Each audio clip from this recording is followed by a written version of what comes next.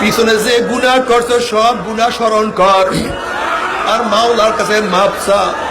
অতুব ইলাল্লাহি ক্বাবলাল মাউত ওয়া আনজাজিরা ইয়া আসিয়ান ওয়া তারফ ইন কুনতা মুতারিফা।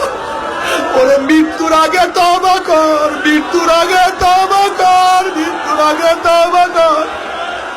আজরাইল থাবা দেওয়ার আগে তওবা কর, কবরের মাটি উপরে পড়ার আগে তওবা কর, বালিশ বিহিস হবার আগে তওবা কর, কাপড়ের কাপড় শরীরে জড়াবার আগে তওবা কর। তুমি আল্লাহ কবরাল মাউত ওয়াল জাজিরা।